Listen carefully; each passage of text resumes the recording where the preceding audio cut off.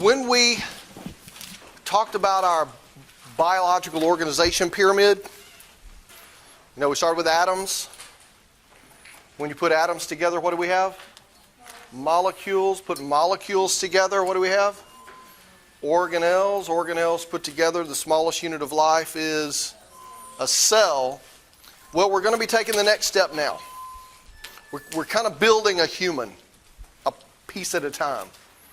And so if we took cells and put cells together, what do we end up with? We have tissues. And so our talk today are about the tissues in the human body.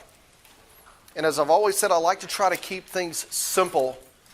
And in this case, science sort of helped me out because we have 4 major tissue types that comprise every organ and every organ system in the human body.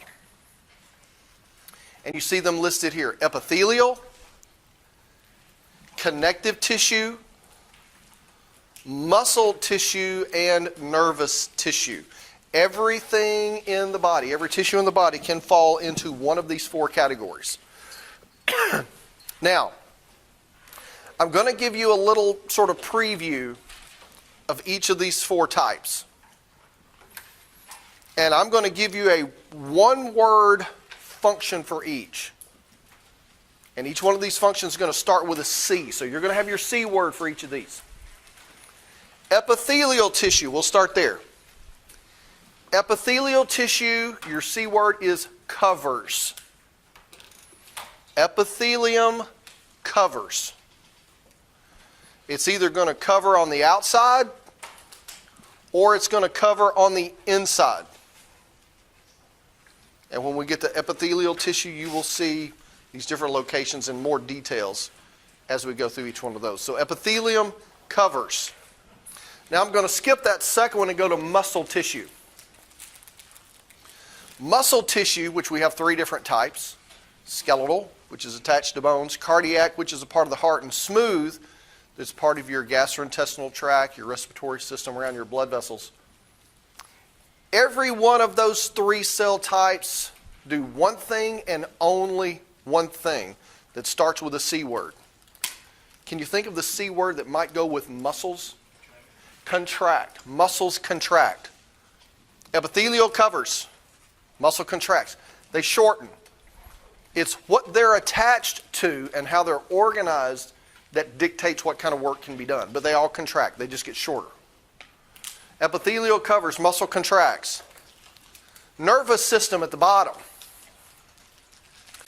In nervous system, this is where we have these electrical signals that are going to be transmitted all throughout your body. You can think of these signals as going from your brain to your big toe, or sometimes from your big toe to your brain. It's quite a distance. So if we think of a C word that goes with a nervous system, can you think of a C word that maybe is a synonym for transmit? Commutes, we're close. Communicates, close.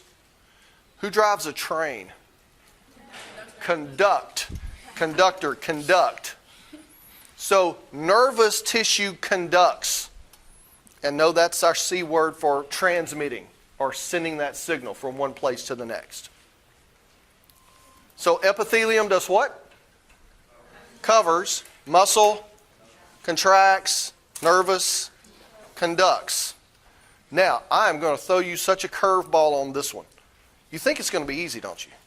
You think this is a gimme. What's the one we haven't done yet? Connective. What do you think the C word's going to be for connective tissue? Wrong. Well, kind of. Portions of our connective tissue do connect other tissues together, connects organ systems together. So connect is partly right. But it's not the C word I want you to remember. Because we have epithelial tissue, like your skin, we're going to see. Muscle tissue, we got muscle. Nervous tissue, we got nervous tissue. But there's a lot of other stuff in the body, right? What about bones? Where would you put bone in our 4 categories here? Is it epithelial? Does it cover? No. Does it contract? Well, you hope not. You try to contract a bone, you're going to break it. Does it send signals? Well, it can't be those three, so the connective tissue category, your C word for connective tissue, I want you to go ahead and put connect, but put a slash and put completes. Connective tissue is our miscellaneous category. You know when you label stuff, like if you're moving or organizing, you always have a miscellaneous because you don't know where to put it. Bone is specialized connective tissue. Cartilage is specialized connective tissue. Where are you going to put blood? Specialized connective tissue. I'm serious. I can't make this up, right? Well, I can, but no. All things that don't fall into the other three categories fit into that connective tissue category, including blood, bone, and cartilage. So epithelium covers, connective tissue will complete, because you've already got connect in the word of the name, so you got that one. Connective completes, muscle contracts, and nervous conducts. That's going to be our four categories and our one-word label for the function of each one of these. So we're going to start with epithelial tissue, the covering tissue. Now again, remember, this is whether we're on the outside surface or we're on the inside like our abdominal cavities. That is going to be the covering. That will be our epithelial tissue. Now, we've got a number of different ways we can look at epithelial tissue, and you do not have to know all these. You don't have to know their shapes. You don't have to know how many layers there are. We're just going to sort of look at where we find epithelial tissue in the body. I thought that was thunder for a second. Somebody rolling a big cart. So, epithelium. We're going to find epithelium. I suppose not. Would you want to lecture yourself? No. Epithelium is going to be the lining of your stomach. Right? That's covering the inside part of the stomach, separating the cells from the food that you just ate. So that's an example of that lining. You're going to find an epithelium lining all of your blood vessels. Now, people are pretty smart, right? Doctors, scientists, rocket scientists, pretty sharp people, right? We can make artificial valves and hearts. We can do bypass surgeries for people that have had blockage of their blood vessels. But do you know what science has yet to create? They have yet to create an artificial surface that is frictionless as much as the normal lining of your blood vessels. It's important that that be a very low friction surface because there's a component of your blood that you do not want to agitate. Because if you agitate these little packets, they're going to become activated and you're going to start forming a blood clot. That's why platelets, right, exactly. So that's why whenever you have some of these procedures done, if you have any artificial surfaces, you're on blood thinners, keeps your blood from clotting for the rest of your life. So we're smart, but we're not as smart as nature in reducing the friction inside blood vessels. Now, we're also going to use epithelium to protect your tissues and your underlying organs. And our example of that is going to be the skin. Now, for your Trivial Pursuit games that you play, what is the largest organ in the body? Your skin. Your skin and that surface is an epithelium. Epithelium is also going to be responsible for absorbing your nutrients and absorbing water. We've got to have water. You can last longer without food than you can without water. And the lining of your intestines is going to be a epithelial tissue. Now, those are most of the coverings and the linings and their functions, but we also have these specialized epithelial cells that are glands. Sweat glands. What are some other glands that you can think of? Sweat glands, adrenal glands, pituitary, salivary glands. if you put gland at the end of that, guess what? You're talking about an epithelial type of tissue. So we've covered, we've lined, and now we're going to look just a little bit at these specialized epithelial structures that we call glands. And when we do this, we talk about how these cells produce what it is they're secreting, but also how does this material get transported from one place to the next. And so in this case, we can have glands that we call exocrine glands. And our sweat glands are an example of an exocrine type of gland. We have the cells that are going to produce sweat, this salty substance, and that material is going to be secreted into a duct. And that duct is going to transport the product, the sweat, to the surface of our skin through pores in the skin. So if you're a gland and you put your secretion into a duct, then that mode of transport of your secretory product is called exocrine. Now, I think you can understand the importance of doing this because you don't want sweat just going everywhere throughout your body, right? You wouldn't want that. Glands in your stomach that are producing, among other things, hydrochloric acid. Did you know your stomach makes hydrochloric acid? That's pretty killer. I mean, that's pretty bad. You think alien, that's the only thing that makes acid, right? Nah, you make acid. But you would not want those secretions going everywhere in your body. You want them to go to a very specific location. That's going to be the function of that exocrine duct. Now, we also have glands. Adrenal gland was one that was mentioned. Pituitary, we have some cells in our pituitary that the product needs to go throughout the body. It needs to go all over the body. And so rather than have ducts that would run all over the place, what else do we have in our body that goes everywhere, that transports material? Your blood vessels. So these glands set up close to blood vessels and they say, hey, blood, since you're going everywhere anyway, could you carry this for me? And these glands put their secretory product directly into the bloodstream, boom, and it goes all over your body. Now, it's up to the cells that have to have the receptor that's going to hear that signal before that gland's going to have an effect. And so an example would be our thyroid hormones, our pituitary hormones, but I think more importantly, our adrenal glands producing adrenaline. Because when you're sitting at that red light, waiting your turn, and your light turns green, and you start to pull out into the intersection, and that car runs the red light right in front of you, how long does it take for you to white knuckle the steering wheel and your heart start to race? That fast. That's adrenaline from your adrenal gland, floods your bloodstream, and your heart pumps it all over your body. Because you're going to have to do one of these fight or flight things that we'll talk about when we get to the nervous system.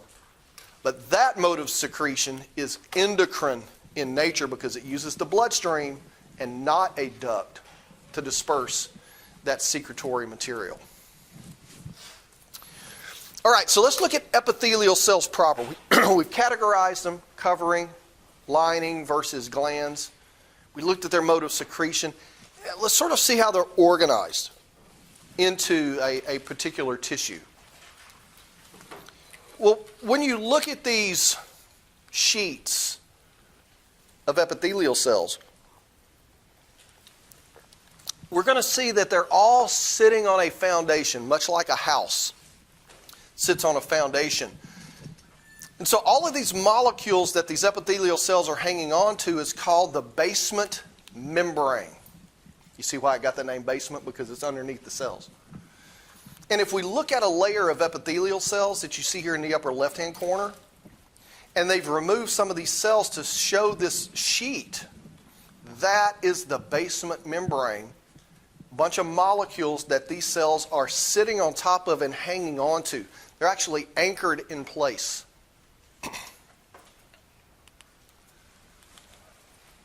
Now, one thing that I want to mention, there's receptors on our epithelial cells binding to molecules in this basement membrane. You have molecules like collagen. You've heard of collagen, right? A lot of your cosmetics and creams, this contains collagen, help fill out your wrinkles. Well, collagen's a common component of the basement membrane and connective tissue.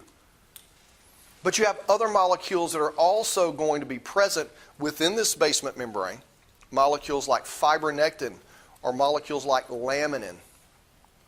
And without these molecules or without the receptors for these molecules, are you ready for this? Your skin would slide off.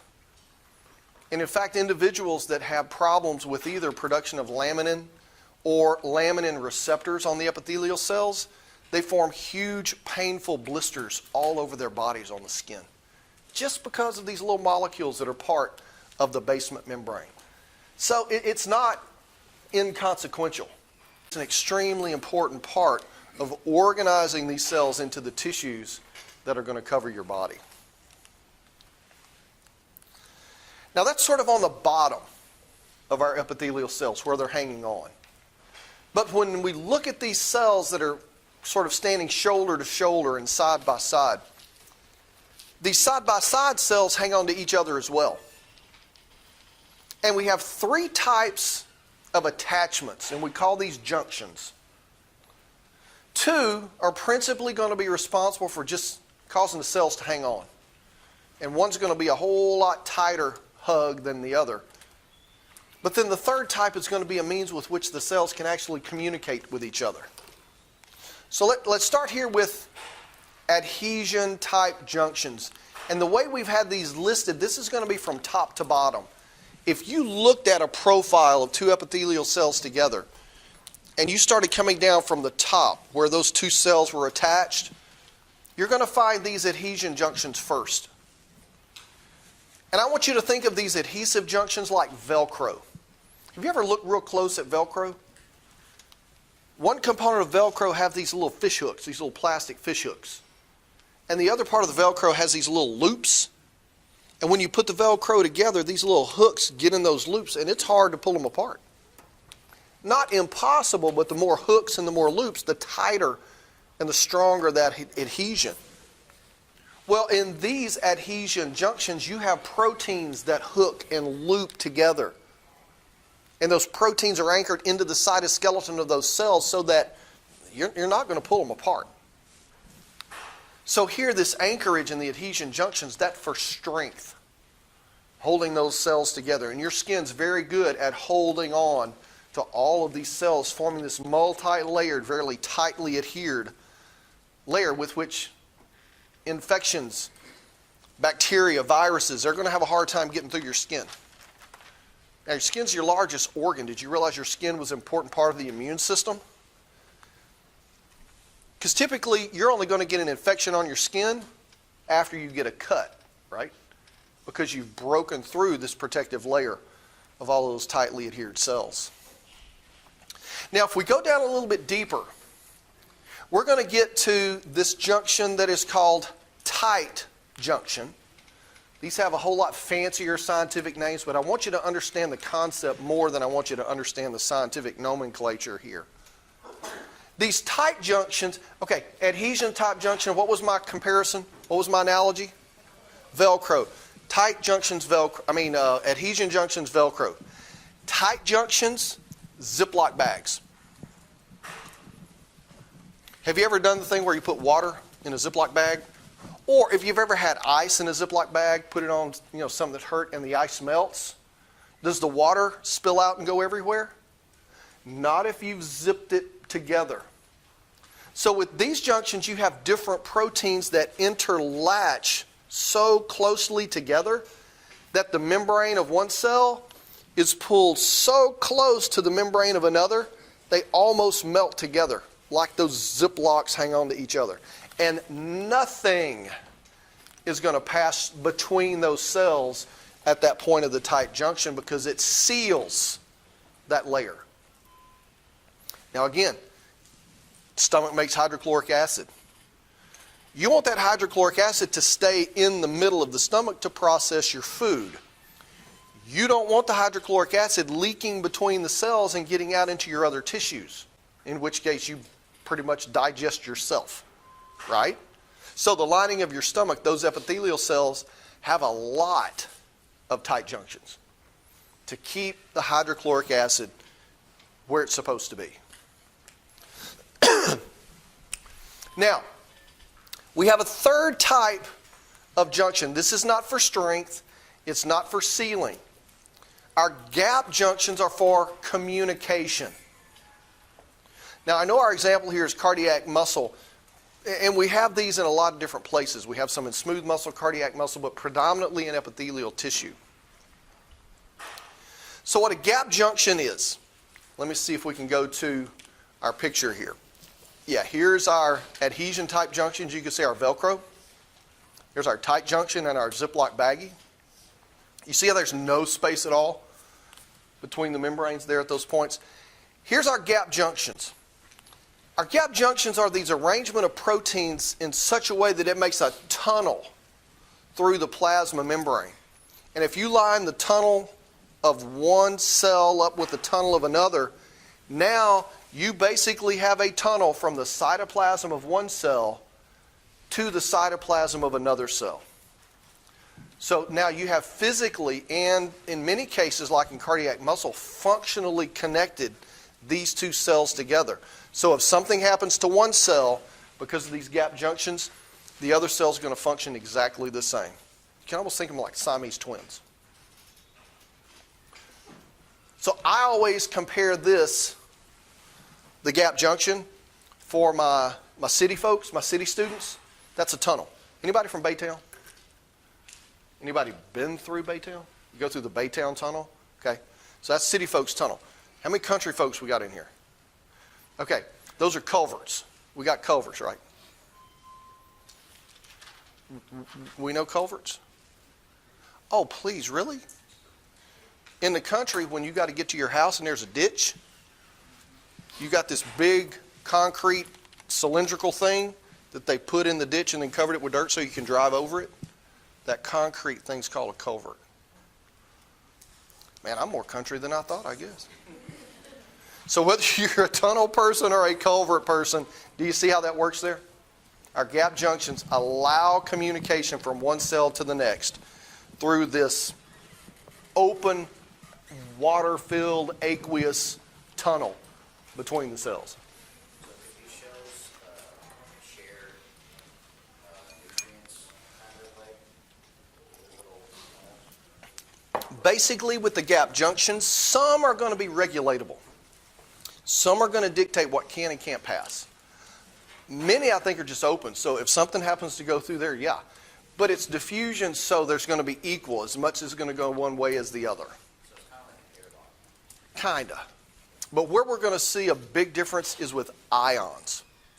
Because as we get into the electrical stimulation like in muscle, when this cell gets the signal to contract, it's a change of ion concentration. And those ions are going to pour through those gap junctions into this neighboring cell.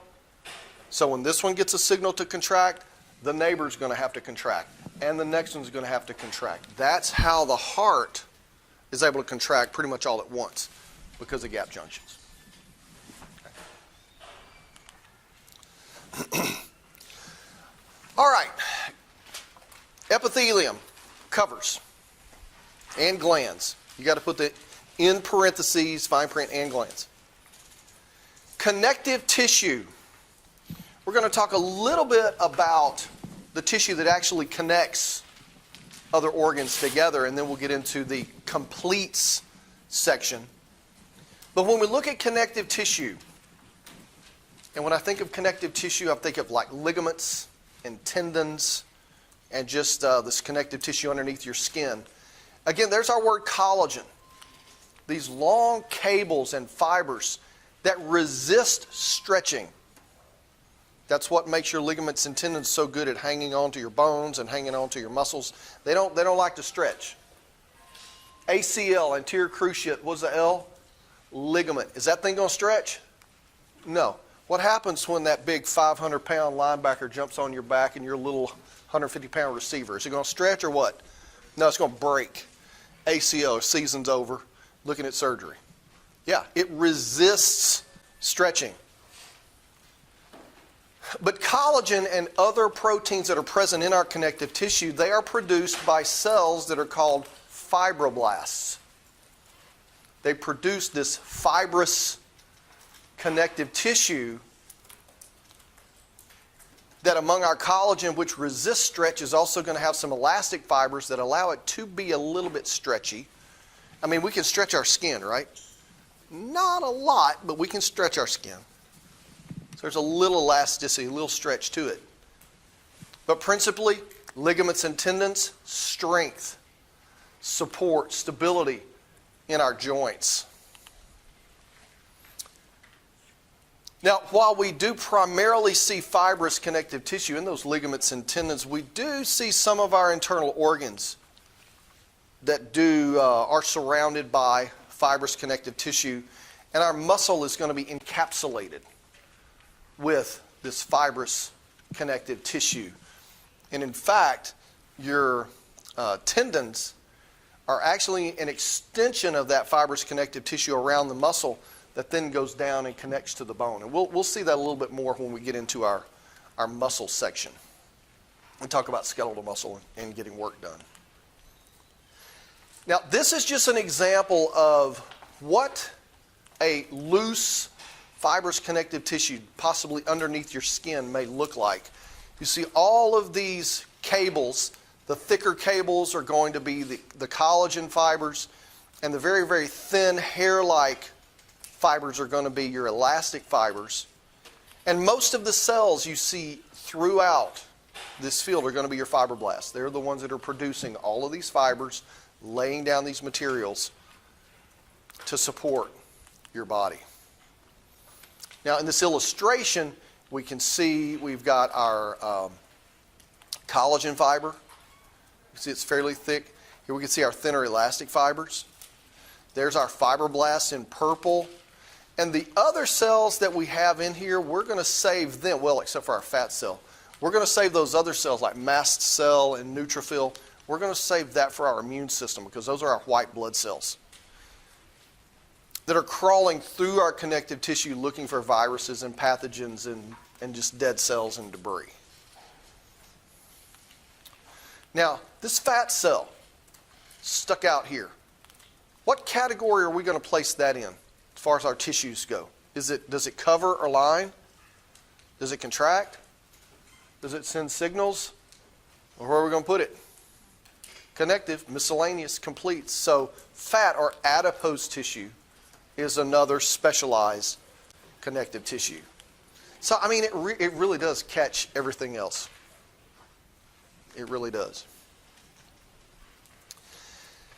Now, ligaments and tendons, this is the strongest stuff, and for good reason.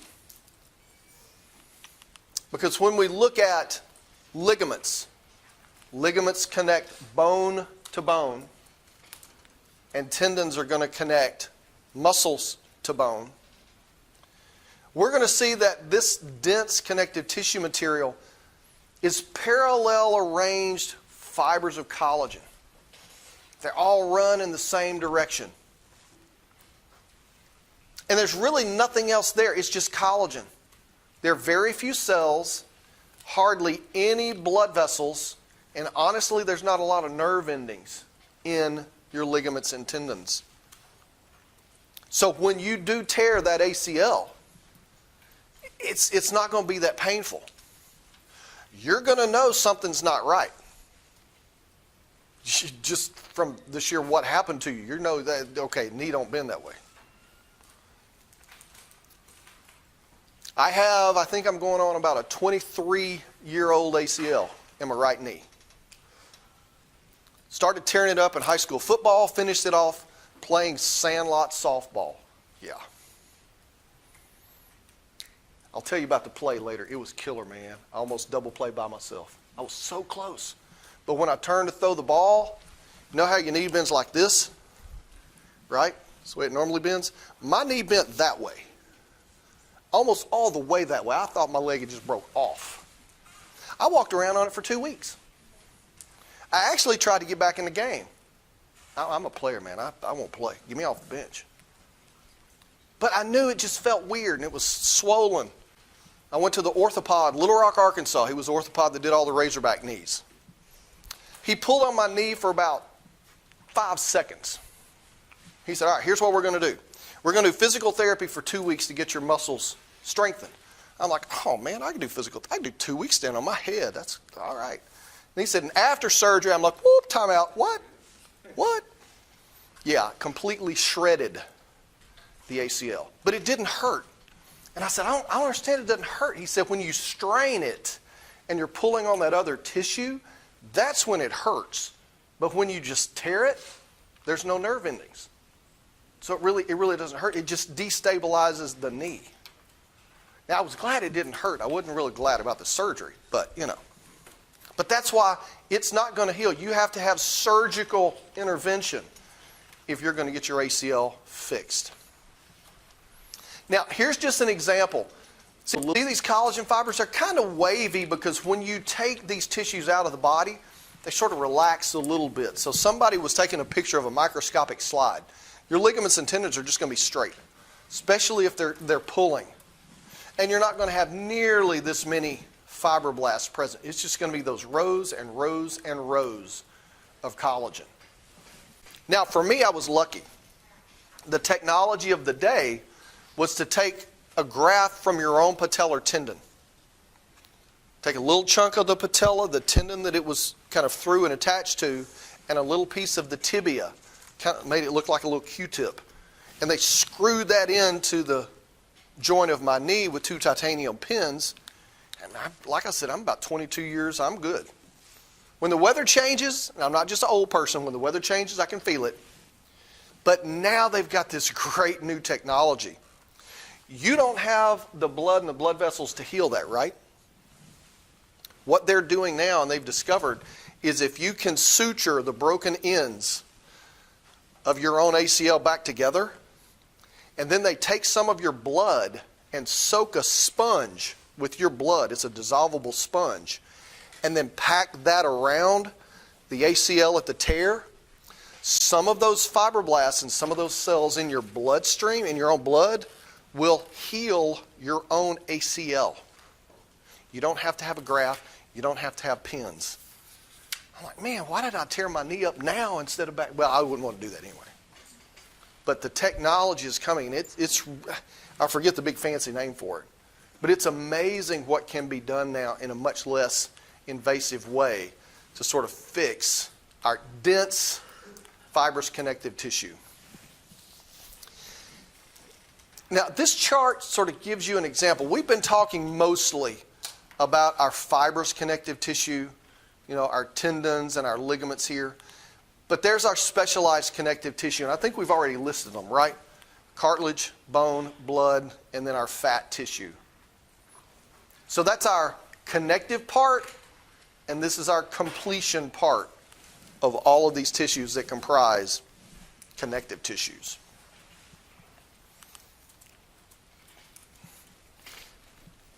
And I don't even know why I put that slide in there because it was just on the chart. So on the test, if I ask you which of the following is not a specialized connective tissue, you're going to have to know them all. That'd be a good question.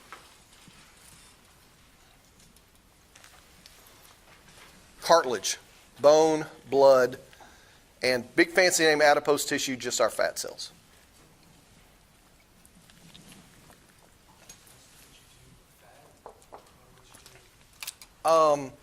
Either one. But you got to know they're connected together. Now, I can be kind of tricky. Because in my list, I could put, for my 5 choices, I could put adipose tissue, fat, blood, cartilage, and neuron, you know. And if you hadn't studied, you're going to go, okay, fat and adipose, which, you know, sound, I don't know. So you got to know your stuff, right? Now, as far as the test goes, class, by and large, did fairly well on the test. Were the statistics, were they listed on D2L? where you can see what the average was and the high and the low and all that kind of stuff? I think there's a box that I have to click, and I didn't click it. Well, I'll make sure to click it so you can see those things. But the high grade was a 96. I think there might have been 2 people that made 96. There were 4 or 5 A's out of the class. I forget, 10 or so B's, and then it kind of goes down. You get more and more. It was a bunch right in the middle. So that normal bell-shaped curve, y'all did that. Bell-shaped curve. But the first test is always one of those, okay, how does this person test? What are the questions like? So now you know that. The 3 tests we have for the rest of the semester, they're going to be just like that. Okay? So let's look at some of these specialized. Cartilage, we mentioned cartilage. And invariably, when you tear your ACL, got to go in and I've got to have my ACL or my MCL, medial collateral ligament, got to have that fixed. Invariably, what are people also going to have fixed? Have the ligament fixed, and what else do they have to fix? You ever heard people say, I got to have the meniscus? The ACL and the meniscus? What the heck is a meniscus? I mean, in chemistry lab, it's that little curve shape thing in the liquid of the test tube. Well, the meniscus of your joints is this cup-shaped feature that sits on the top of your tibia, in which your femur kind of sits in, and that rim of the cup is made of, guess what? Cartilage. That's the meniscus. It sort of keeps your bone from sliding out of that socket. Cartilage is specialized connective tissue. The big thing about cartilage is it's going to function as almost like a shock absorber. Because cartilage has these molecules in it that have a lot of negative charges. And these negative charges are going to be able to attract polar molecules. Now, what is the most abundant polar molecule in the human body? That's an easy question, but how I worded it is tricky. Water. Water. Remember, water's a polar molecule, right? Polar covalent bonds, unequally shared electrons. Well, cartilage is going to attract water. And so it's going to make cartilage like a hydrostatic tissue. It's almost like hydraulics. You're not going to compress water any more than you possibly can within a confined space, and that's what cartilage does. Now, much like fibroblasts put down fibrous connective tissue, we're going to have chondroblasts. Chondro is a prefix meaning cartilage. These chondroblasts are going to produce the matrix and the molecules that make up our cartilage tissue. They're going to completely surround themselves. Have you ever been mopping a floor and all of a sudden you realize you mopped yourself into a corner and you can't get out? You got to walk on it and mop your way back out. Cartilage cells, these chondroblasts, they lay down this matrix completely three-dimensionally around them till they're inside this little nest inside the cartilage matrix itself, and that little nest is called a lacuna. And that's just where they hang out and they live and they multiply and they grow and they make more cartilage. But much like our tendons have to be replaced because they didn't have blood vessels, they didn't have nerves, cartilage doesn't have blood vessels, they don't have nerves, so that's why you have to go get your meniscus repaired, because it's not going to do itself. Because you're not bringing in those cells that can actually repair that particular tissue, simply because we don't have any circulation. So this is, again, a microscopic slide. We're not going to have pictures on the test. We're not going to have pictures. But just to give you an idea, all of this darkly stained material that you see is cartilage matrix, proteins and carbohydrates and a lot of water. And these white spaces that you see, those are the lacuna, those little nests where the chondroblasts live. And so if you ever see a slide like that and you see all these white spaces, you're probably going to venture a pretty good guess if you call that cartilage. Bone, specialized connective tissue. Here's a trick question, be very careful.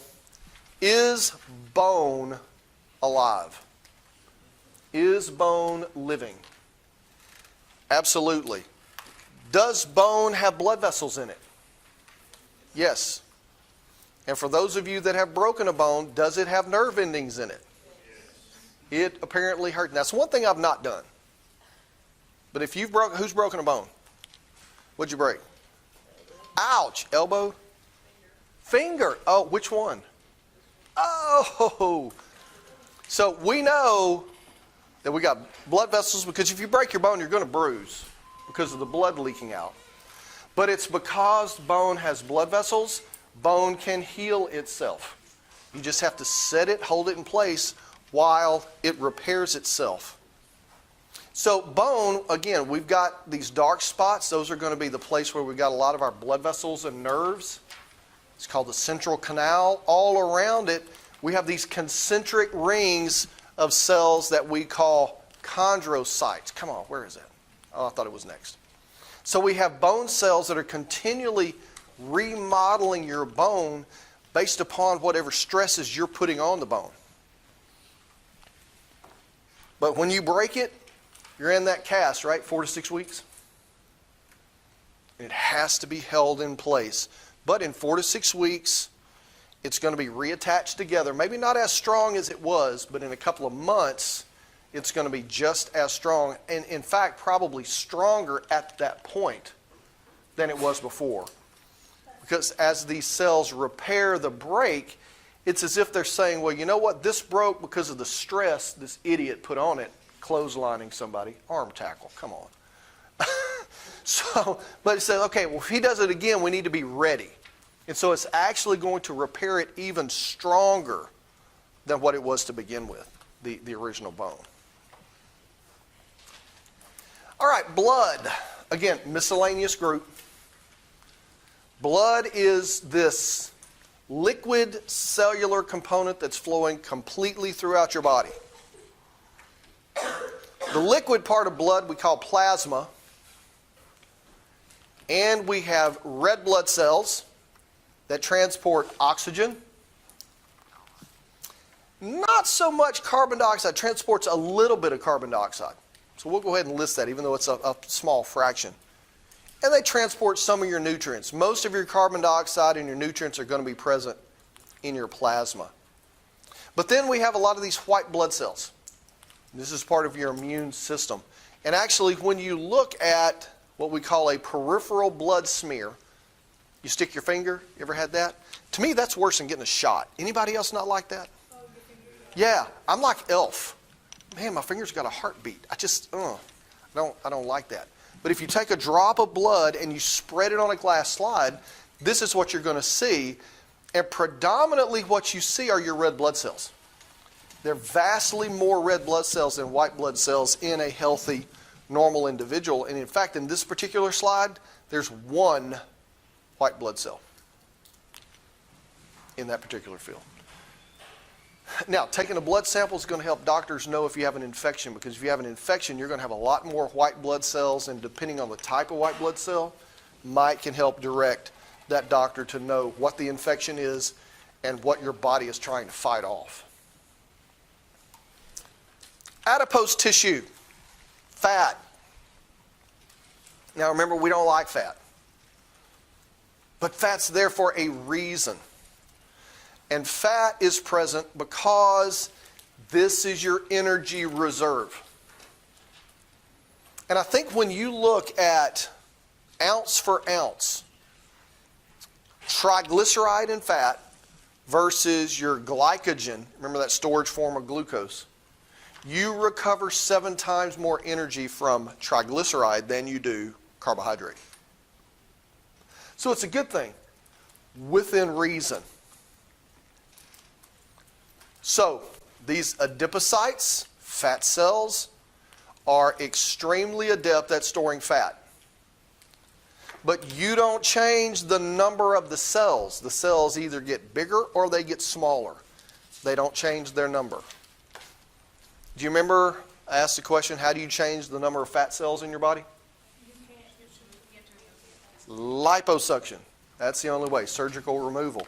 Well, what's the problem? If you don't get them all, the ones that are left just get bigger. Because they can expand. And they can expand exponentially to contain the triglycerides that you're putting in them. All right. Third tissue type, muscle. Epithelium. What does epithelial do? What's our C? Covers. Connective tissue completes. Just know in the name connect that it also does that as well, but it completes. Muscle tissue, what's the C?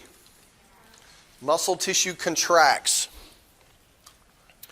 And if you have a type of muscle tissue that connects from bone to bone, your skeleton, then we refer to that muscle as skeletal muscle.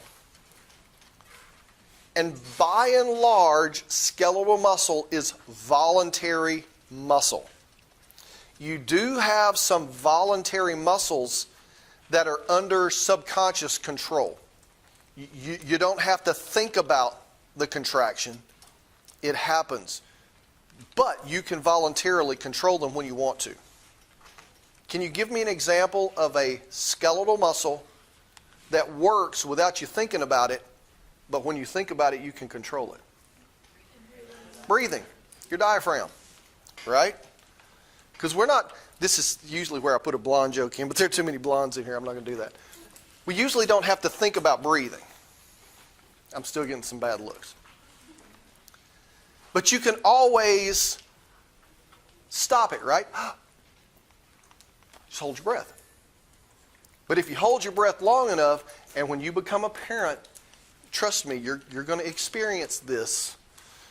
It happens to every single person that becomes a parent. You're going to be in the store, and your child's going to want that cabbage head doll or whatever the latest thing is, right? Or the latest video game. And they're going to stomp their breath, and what are they going to do? They're going to hold their breath. Well, you can't beat your kids these days. You'll get hauled off by CPS, right? No. So what do? You just stand behind them and let the little stinker hold his breath until what? They pass out. When they pass out, then what? They're going to start breathing again, right? All right, so most of your skeletal muscle voluntary. Some will be under subconscious control. Another one is blinking, right? Some of y'all control your blinks in here, right? Like this in the drill. No. So you can control the blinking, but that's still voluntary muscle. Cardiac muscle. Where do you find cardiac muscle? See, that would be a test question you would want me to ask, right? Yes. Where do you find Yeah, looking back. Oh, yeah. Mm-hmm. Yeah, cardiac muscle, it's in the heart. And it is involuntary. You cannot control your heart rate simply by your will. You can do things to increase or decrease the rate. You run up the stairs, it's going to go up. If you lay down and rest, it's going to slow down. But you can't just think it and make it happen. Our last type of muscle, smooth muscle. This is going to be around your digestive tract. A lot of smooth muscle in your stomach. And as these smooth muscles contract in your stomach, it's going to grind and mush up and knead your food up. And as it moves into your intestines, it's going to squeeze and move your food all the way down your alimentary canal until you go to the bathroom and eliminate it. That's called peristalsis, that movement in that smooth muscle. Anybody have asthma or know of anyone that has asthma? So when you're having difficulty breathing, that's because these bands of smooth muscle around your airway have gotten too tight. And that inhaler that you take relaxes those smooth muscles, opens up the airway so you can breathe again. Now, it's not that the smooth muscles in your airways are bad things. That's just they're contracting when they shouldn't. You also have bands of smooth muscles around your blood vessels that helps regulate your blood pressure. So, smooth muscles, involuntary, and play a critical role in digestion, circulation, and your respiratory system.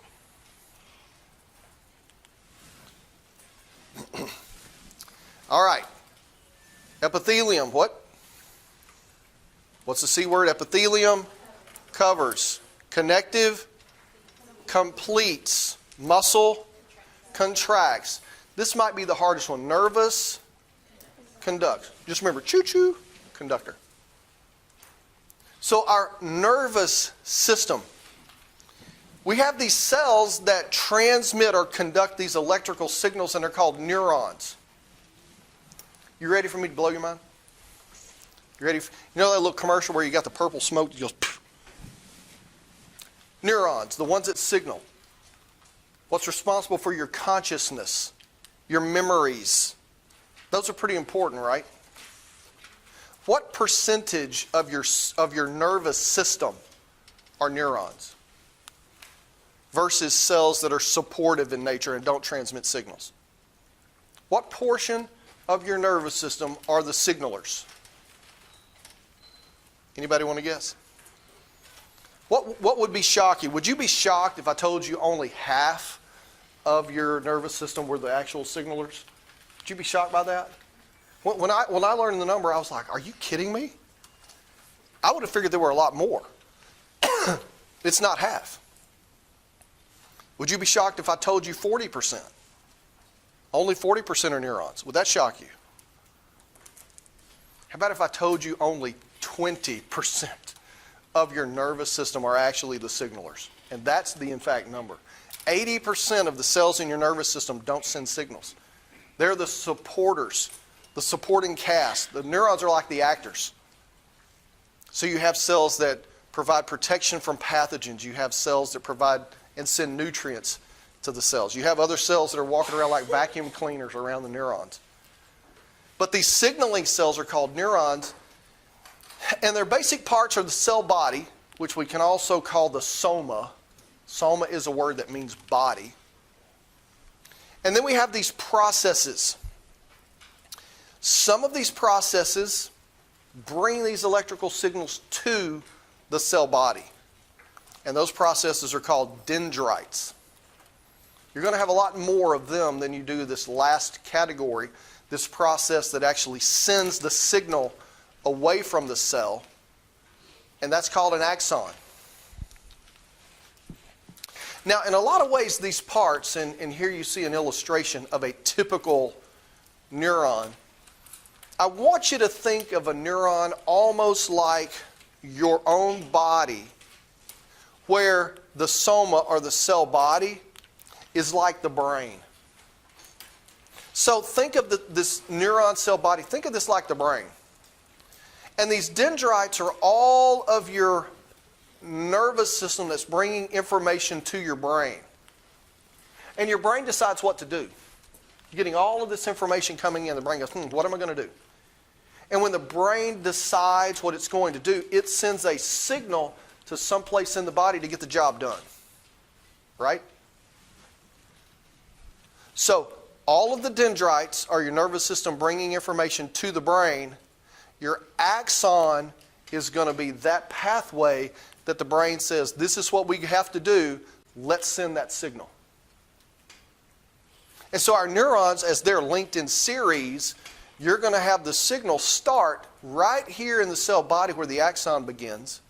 That signal goes down to the axon, and when we get to the end, we're going to have a signal to another cell, maybe another neuron, maybe a muscle, maybe a gland, and that signal is going to be transferred. And in this case, if we had a neuron on this side, on the left-hand side, it would come in here and the signal would be transferred to our dendrites that would then go to the cell body. The cell body would then decide, and I'm using that word loosely, okay? They don't actually decide, it's all biochemical. But for simplicity's sake, the cell body decides if we should send the signal on down the line, and if the answer is yes, the signal goes to the next station. But those are the working components then that we have of our nervous system and our neuron. We're not going to get into all the other 80% of the supporting cast for our nervous system. Have we got our 4 tissue types? We've got our basic understanding of what they do and some of the details about the different components, the cells, the fibers, that you'll see as we're considering those 4 types. Now, this is just a neuron, it's not like a microchip backing. And here you see the neuron in some of those processes. Some are quite long. Now, don't ask me to tell you which are dendrites and which is the axon. I couldn't tell you just looking at this picture. Usually the axon's a lot bigger, but I'm not seeing a lot bigger. It's like those two look to be about the same diameter. Those are skinnier, so these are probably dendrites there. But that's just a neuron, an actual neuron, under a scanning electron microscope.